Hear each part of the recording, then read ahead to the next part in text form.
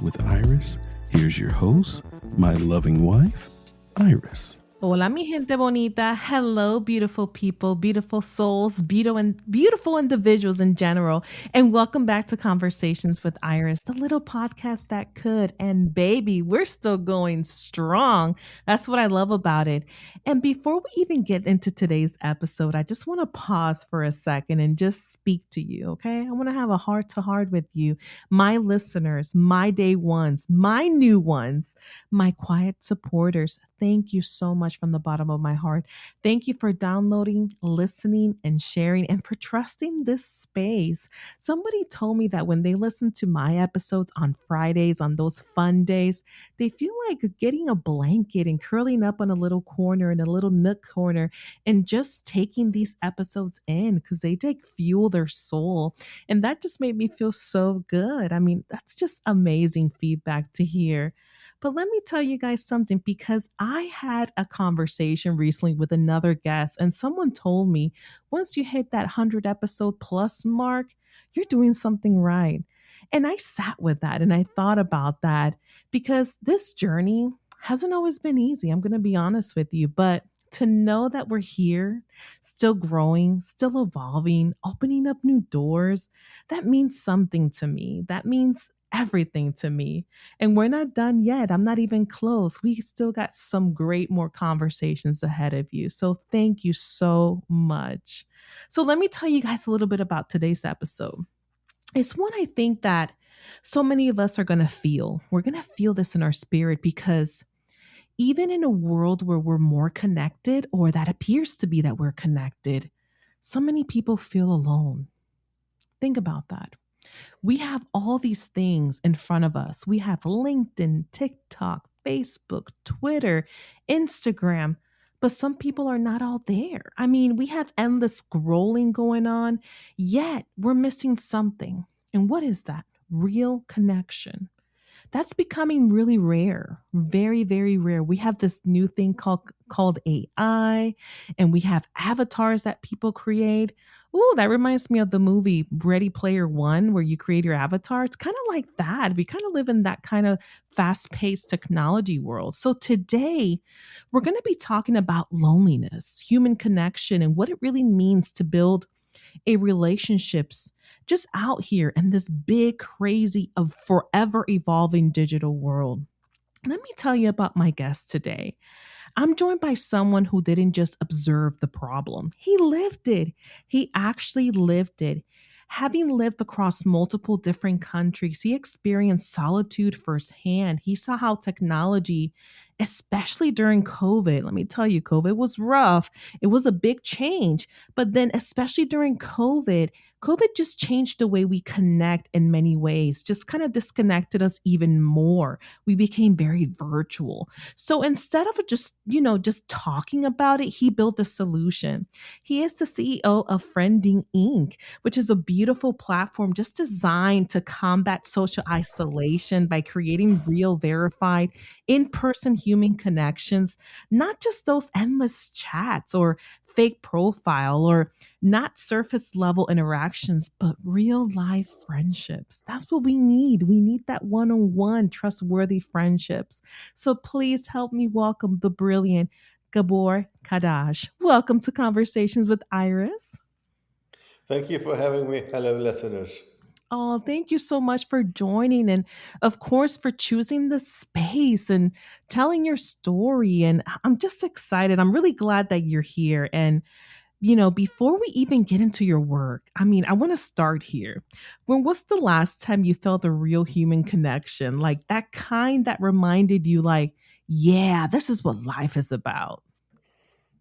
Yes, it's interesting. I'm more fortunate. I am married and have a teenage daughter. But in my younger days, I was alone a lot and traveled a lot and lived in various countries. So for me, life has turned around in a positive way, and I'm hoping the app will help to do the same thing for many of you out there as well.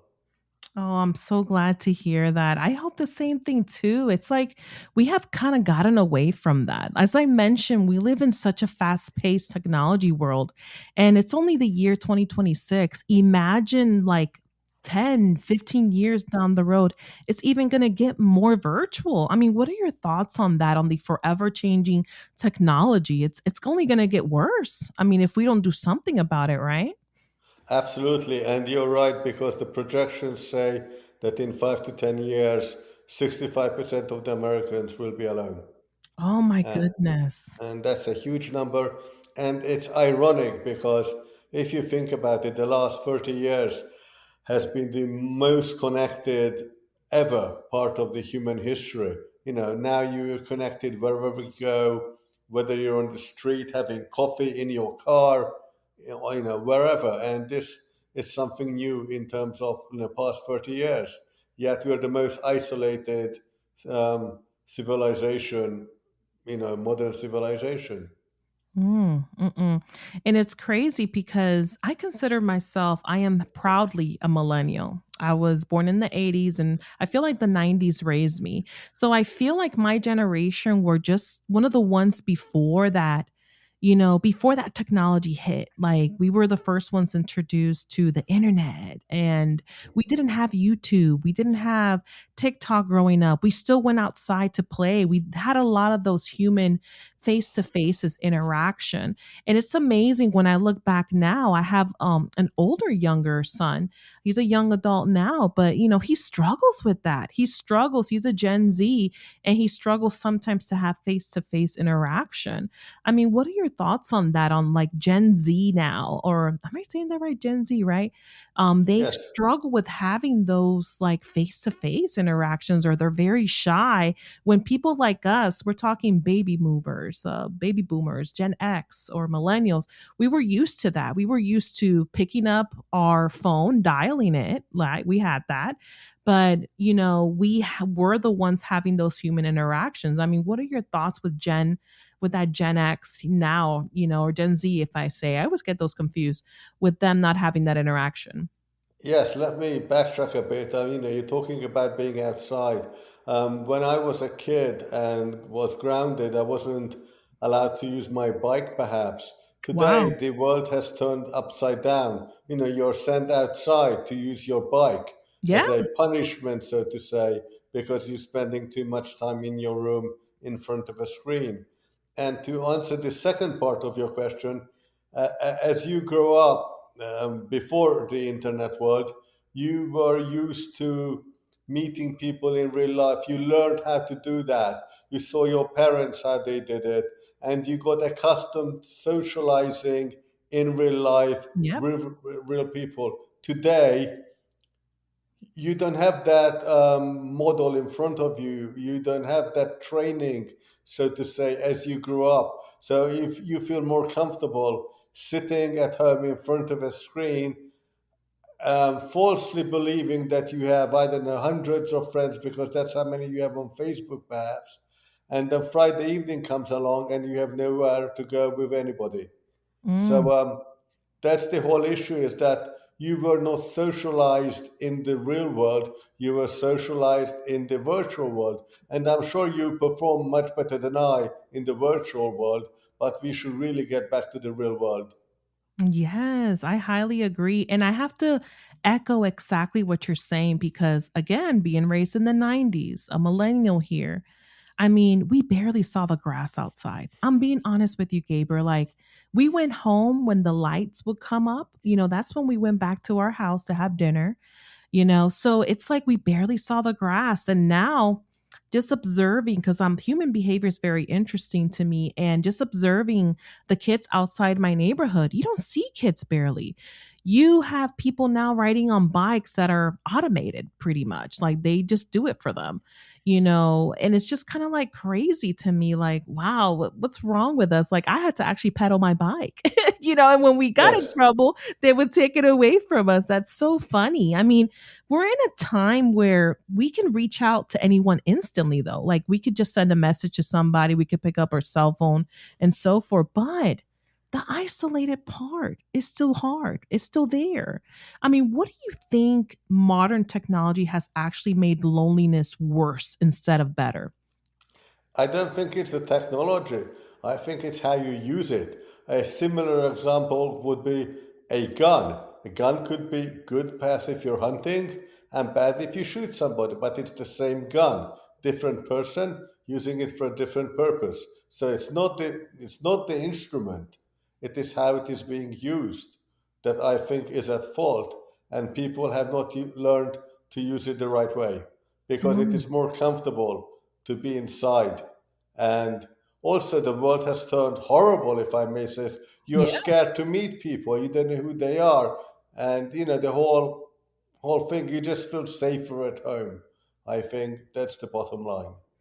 I have to agree with you on that. I We have a young adult son who is extremely shy. Like we're like begging him like, "Hey, go out there with your friends. I mean, do stuff." And he's just so extremely shy, but a lot of people his generation, we're talking like what, 18, 19, 20-year-olds, young adults now in his generation type, they're scared to talk to people. They just don't have those interpersonal skills that I feel like a lot of the older generations like us, including millennials, had, which is amazing to me. It's just very crazy to me. Let me ask Yes, you it's some. the interpersonal skills which they missed out on. Yes, they missed out on and they're valuable for like work, for jobs and all that stuff.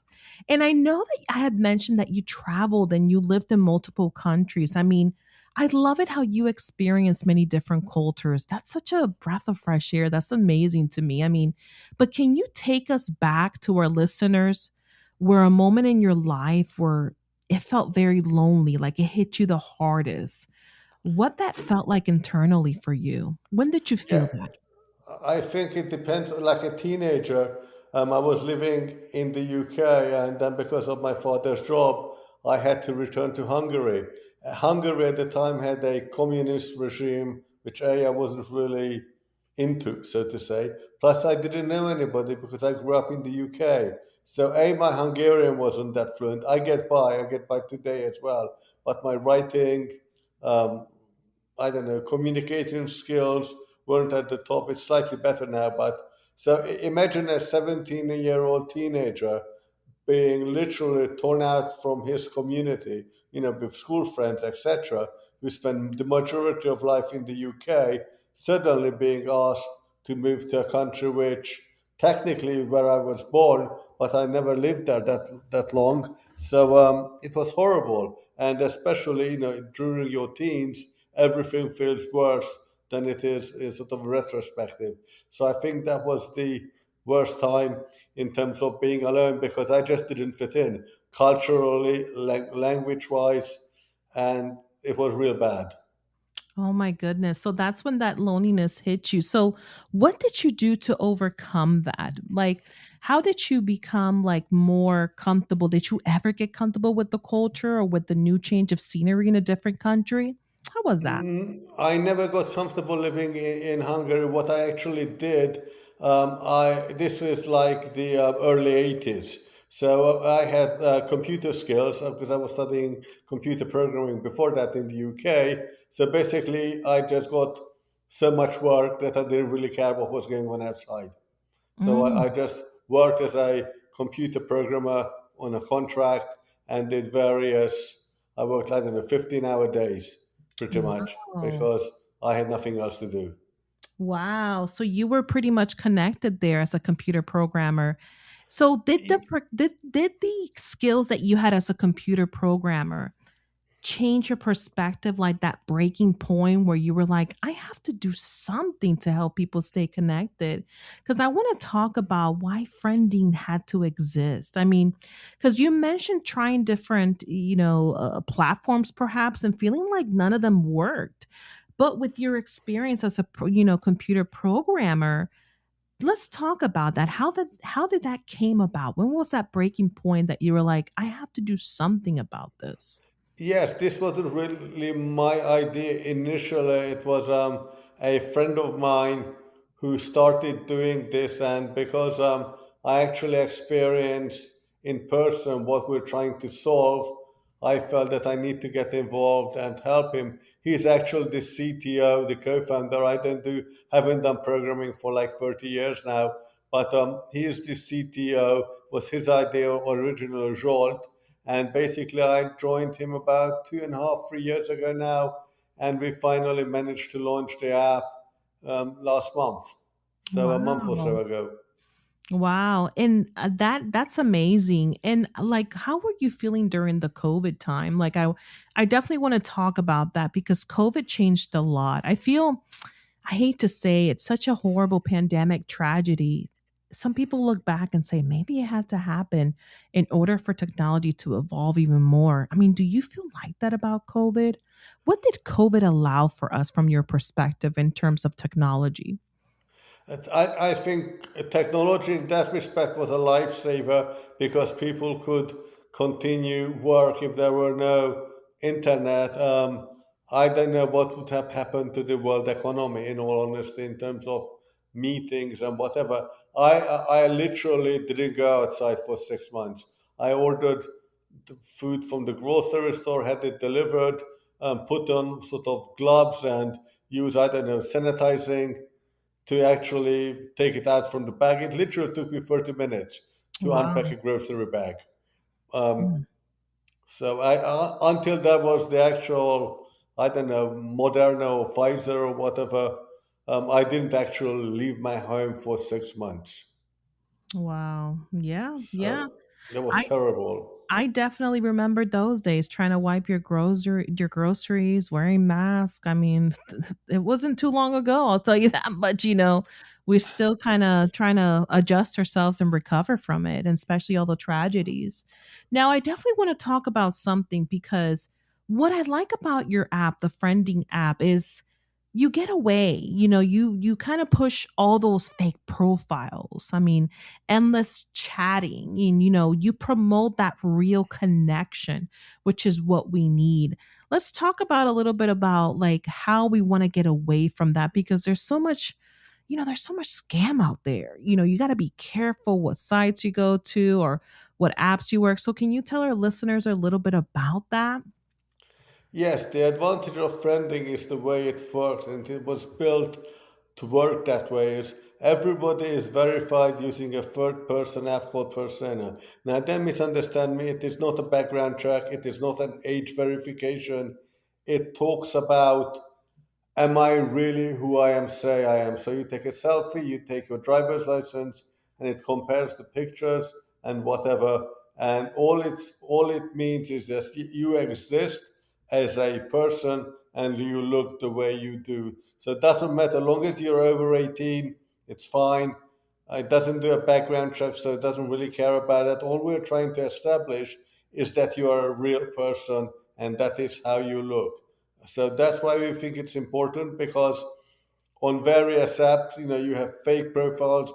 I'm a guy, so somebody may put up an 18-year-old blonde girl, which I would, click on if I were younger, etc., etc. And turns out that that person never existed. So, Yeah. catfishing, ghosting, all that, and fake profiles goes away. And we have also found that it is not enough to have to be able to view the profiles. What we're actually doing is a new experience, I guess a social experiment perhaps, that we're trying to do is once you register and verify yourself with persona, it basically asks you what type of activities you're interested in, like going out dining, I don't know, hiking perhaps, or going to a museum. And what we're doing is we're organizing activities in your neighborhood so you can first, before looking at any of the profiles, you can meet that person in real life, perhaps on a hiking trip, on a trip to a museum or to a Wow. restaurant. So basically, we're organizing groups of, I don't know, 5 to 10 people who have the same interest in the same neighborhood. And all you do initially is just register, pick your areas of interest, as I said, dining, hiking, museum, whatever. And once we have enough people with the same interest in your neighborhood, then we will send you an email asking, do you want to join? Some activities like hiking is free. Obviously, going out for dinner is not free, but we also offer free activities because our main focus is to get you outside, get you in a group that you trust because everybody has been verified. And once we did that, you can actually connect with them because in order to become friends on friending, your friend has to be next to each other. So once you like the community, like the people you've met, You may want to pair up your phones because it's a Bluetooth connection, and then you can actually see those people on friending and read their profile to get a more in-depth knowledge of them. But we feel it's more important to meet them first and then look at their profile, etc., and then become friends with them once you met them. I love that. And let me ask you, within that social experiment that you were currently working on, because just take it backtrack a little bit here. I mean, we could already tell friending is different, right? I mean, you verify the users, real life meetups. I mean, you coordinate all these wonderful activities. It's kind of like, are you in the cards? It's built for action, not just conversation. That's what I'm getting at, So I'm curious about that. Like with social experimentations that you have guys have done, have you studied or talked to individuals that have gone through the process and what has been their success after using the app and or site to help them find friends? Unfortunately, not. We're not there yet. We launched a month ago. So we're actually looking for feedback, and we could be reached at hello@friending.com. And we're actively encouraging people to sign up. Excellent. Basically, go to friending.com. It's iOS only, so you will find the App Store link and you can download it from there. It's a free app. And I said it's a free app. We will also have free activities. So there's no catch, so to say. As I said, we're trying to build a community. We're trying to solve a real issue here that I think it's bad for everybody if so many people are alone and it's going tragically in a way, way, way wrong direction. Yeah, yeah. I love what you're doing. I mean, I think that's what makes it so powerful. It's different. I love what you're promoting, because all these other famous apps are not doing that. I mean, you just connect with someone, that's it, virtually. I mean, but they're not taking the time to coordinate events with them and stuff and offering free events to do, So that's definitely something that definitely makes you guys stand out. And I love that. I'm all for it.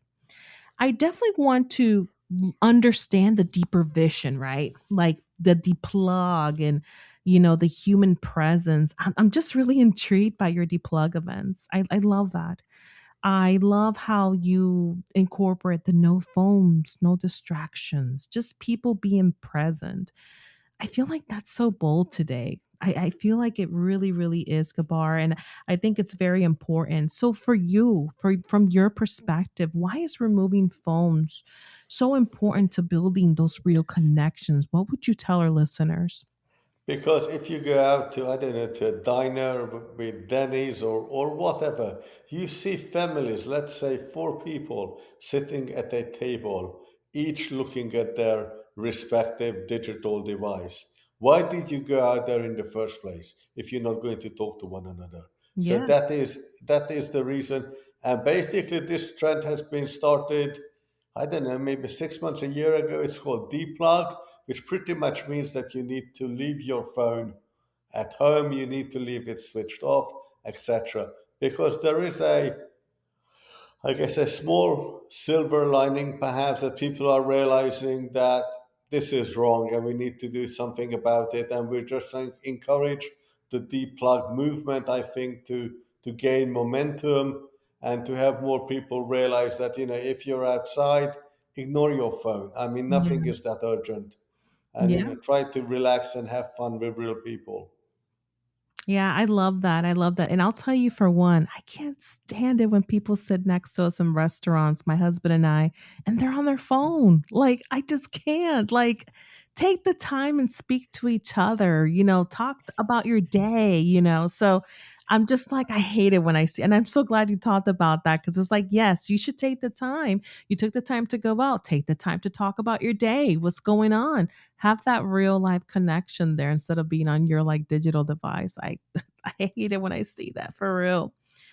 So Gabar, I want to talk about something like the future, the connection of like what will it look like next? I mean, if friending becomes everything you envision, I mean, what does the future of human connection look like if we start evolving and using this? I mean, how can this change the way we live, socialize, and build those relationships? I think people will be able to actually do something outside. I mean, in a real ideal world, let's say you like playing, I don't know, beach volleyball, and a team member didn't show up. Now, in the pre-digital age, you would just shout out, "Hey, I'm looking for a pickup for the volleyball team." Now, if friending is used wide enough, you can just say, "I'm looking for a pickup," and everybody in the area who put in, I don't know, beach sport, volleyball, whatever, would get a push notification to ask to participate, in the team. So you can reach more people, perhaps outside of your shouting circle, so to say, and get somebody there. Or if you go out jogging and you realize it would be nice to have somebody, you press a few buttons and basically they will be able to track you and join you maybe 2 blocks down the road. So we are really trying to put people together or put people together in a different way. There is a shop on our friending.com site where we sell coffee because you Oh. tend to meet perhaps in the first time in a coffee shop, but that would not make it unique. So our coffee is good, yes, but that's not what's unique about it. What's unique about it is that when you order it as a gift for somebody, you can type in a message, say, thank you for the podcast, and I will send it to you. When you receive it, that coffee has a QR code on the back, and that you can scan in and receive your message. Oh, I love that. And something as simple as a coffee. That's amazing. That's genius that you guys came up with that. I love that. I love And it's that. available on Friending Shop. And there are birthday versions of it, various cities from San Francisco to Mm. Chicago. There's like 20, 25 different versions. There's also matcha tea. And basically, all they need to do is type in the message that they want to send to their friends. We're also, this way, encouraging people to download the app because the only way you can read the message is if you download the app. You don't need to register, but you do need to download it. Oh, I love that. And thank you so much for letting our listeners know. So before we close, as we transition here, I always like to leave our audience with something to take with them, from our episode, from this beautiful conversation. For someone listening right now who feels that loneliness, the disconnection, or I don't know, they're just unsure on how to build a real friendship again, what would you tell them? What is that one small step they could take today to start just changing that? Try to do something that gets you out of your comfort zone, whether it's downloading the app or just saying hello to your neighbor and going for coffee with them. It is, we can do everything we can to help you, but at the end of the day, you have to help yourself. Absolutely. I love that. Get out of your comfort zone. That's the key message here. I just love that. And I know that you had mentioned that, the app just basically launched a month ago. So congratulations on that. And it's a Thank free you. app, free activities. I mean, it's just coffee out there. I mean, that's wonderful. And you mentioned as well how, they could connect with you to hellofriending.com. I hope I said that right. But where Yes. else can they find you? Where can our listeners stay connected with you and the work that you're still doing out there? Friending.com has a lot of information about the deep plug movement, about the activities that we're doing. So basically, read up on that, and we're responsive to every single message. So please send us an email, send us what you think, hello@friending.com. And it's not going to be an AI reply, it's going to be a human reply. Oh, I love that. Thank you for emphasizing on that because everything in it is AI now. It's crazy. I love that. I love what you're doing, what you're building. I love the intention behind it because we need more of this. We need that human face Thank to you. face, non AI world to just come back to where it used to be. And to everyone listening out there, this is amazing. This is a beautiful message. Get out of your comfort zone. Gabor, I just want to thank you so much for joining, taking the time to speak to me, to My educate our pleasure. listeners. This has been such a wonderful conversation. It's such a pleasure to have you. Really, really happy. Thank you as well. And to my listeners, if this conversation resonated with you, if you ever felt disconnected or like something is just missing in your relationship. Maybe this is a sign to just step outside. Gabor mentioned, get out of your comfort zone. Deplug, get rid of that phone, have those heart to heart, face to face conversations. I mean, we need to reconnect the real way. If this conversation touched you, make sure you continue to downloading, listening, and sharing. And again, we're still coming through and evolving and opening up more doors. Con mucho amor, this has been Conversations with Iris. Thank you all so much. Thank you as well.